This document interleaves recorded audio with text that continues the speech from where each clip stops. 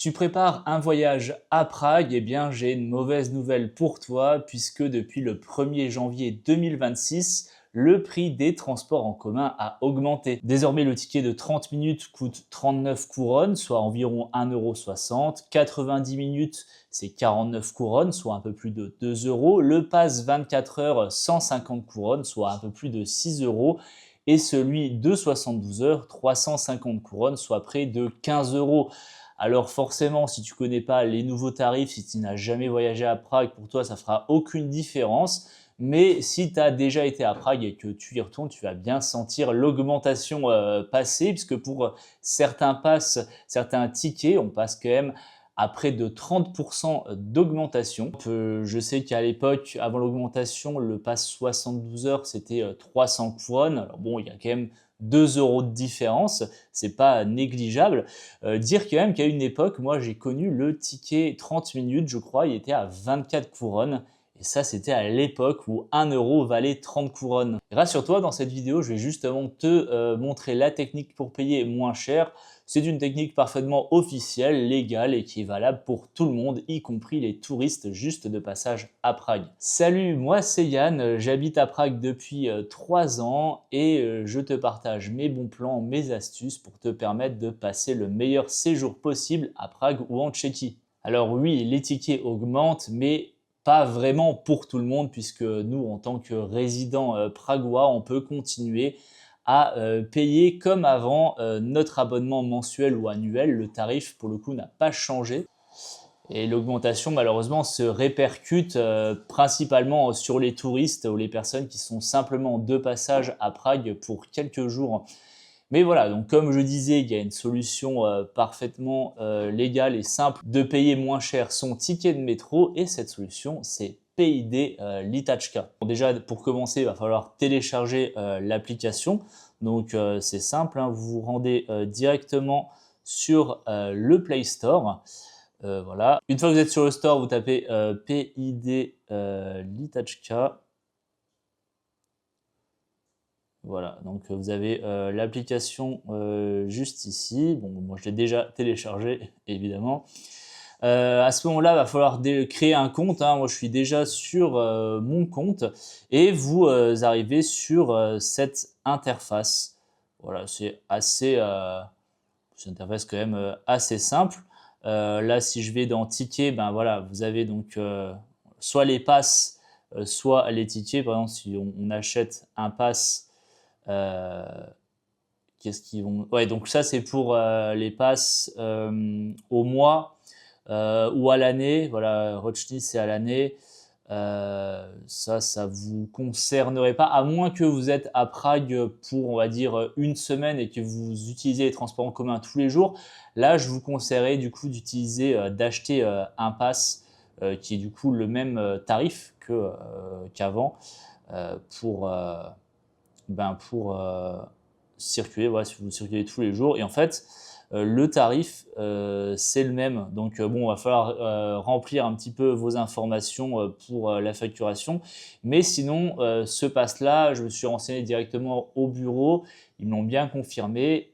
Vous pouvez l'utiliser même si vous n'êtes pas résident pragois. C'est parfait. Voilà, vous créez juste un compte. Vous achetez le pass en ligne avec votre carte bancaire, par exemple. Et c'est bon, voilà, si vous avez un contrôle, vous n'avez juste qu'à montrer votre pass numérique, il n'y a rien à imprimer. Et pour information, du coup, le pass, c'est 550 couronnes, donc c'est à peu près 22 € par mois. C'est plutôt honnête. Enfin, en tout cas, je trouve ça pas cher. Pour ce qui est des tickets, alors là, du coup, bon, on va aller dans tickets, voilà, tout simplement, buy a ticket. Et là, vous remarquez qu'il y a quand même déjà une petite différence quand même, voilà, donc de 39 couronnes, on passe à 36 couronnes pour le 30 minutes, 90 minutes, 46 couronnes à la place de 49. Voilà, si vous achetez le 72, vous avez 10 couronnes de différence. Maintenant, vous êtes 3-4 personnes, ben, ça peut faire un petit peu la différence. Vous économisez quoi? 1,50 €, mais avec 1,50 €, on peut quand même se payer quelques petits trucs à Prague. Je vous ai dit, hein, c'est vraiment pas du tout le retour au tarif d'avant, mais voilà, c'est la petite astuce pour économiser un peu. Par contre, il y a quelque chose qui ne change pas, c'est la politique de demi-tarif pour les seniors, donc c'est-à-dire les personnes qui ont 60 ans jusqu'à 65 ans, puisque après 65 ans, ben, ça reste toujours gratuit. Il faut évidemment avoir sa carte d'identité pour prouver son âge et acheter du coup le demi-tarif. C'est aussi gratuit, ça c'est vrai, je ne l'ai jamais précisé dans ma précédente vidéo, mais c'est aussi gratuit pour les enfants qui ont 15 ans. Enfin, jusqu'à 15 ans, quoi. De 0 à 15 ans, les enfants ne payent pas à partir du moment où ils sont accompagnés d'un adulte. Quand ils ont 6 ans, ils doivent être accompagnés d'un adulte, enfin, ou plutôt d'un enfant qui a plus de 10 ans. Et pareil, là, cet enfant ne paye pas. Mais bon, en même temps, c'est un peu logique un enfant qui est accompagné dans un transport en commun. Mais bref, voilà, c'est la réglementation. Tout ce qu'il y a à retenir, c'est que jusqu'à 15 ans, vous ne payez rien du tout. Et voilà, donc 65 ans, rien du tout non plus. Donc, voilà, c'était tout ce qu'il y avait à savoir sur ces changements, sur cette nouvelle réglementation. Ah mais non, j'allais oublier quand même une information importante. Alors quand vous allez payer votre ticket, bon là c'est bien, par exemple, là vous pouvez choisir même plusieurs tickets d'un coup. Je vais en prendre un par exemple, voilà, buy ticket.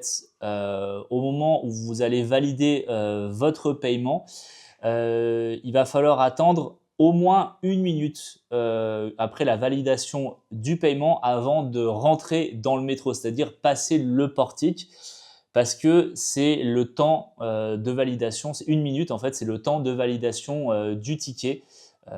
Le ticket va se générer et va être valide si vous voulez, donc ça va prendre 1 minute. Et si vous vous faites choper pendant cet intervalle, eh ben, les contrôleurs ne se gêneront pas pour vous mettre une amende. Et d'ailleurs, en parlant d'amende, bah, celle-là aussi, elle a quand même bien augmenté.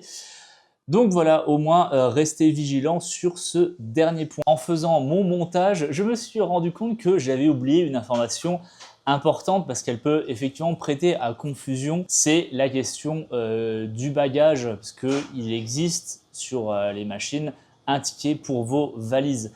Alors pareil, cette information, elle vient du bureau des transports en commun et vous avez le droit quand même au moins à une valise quand vous sortez de l'aéroport, vous prenez le bus, le métro, voilà, vous avez quand même droit à une valise classique hein, par passager. C'est surtout pour les grosses valises, les gros volumes. Si vous en avez, je ne sais pas, 2 valises, vous allez payer au moins un ticket pour une des 2 valises. Voilà, sinon pour le reste, soyez tranquille. Et j'en profite au passage aussi pour répondre à un commentaire.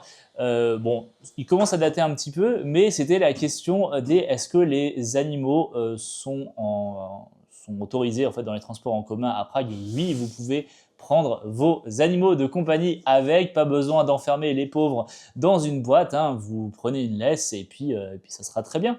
J'espère que cette vidéo vous aura été utile.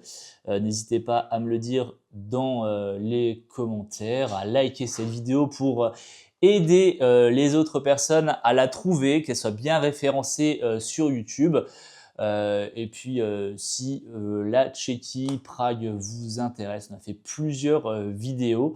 On a fait d'autres choses aussi comme les lieux de tournage. C'est pour ça qu'on s'appelle les voyageurs cinéphiles. N'hésitez pas à consulter la playlist que je vous mets à la fin de cette vidéo. Et puis je vous souhaite voilà, une bonne organisation dans ton voyage à Prague.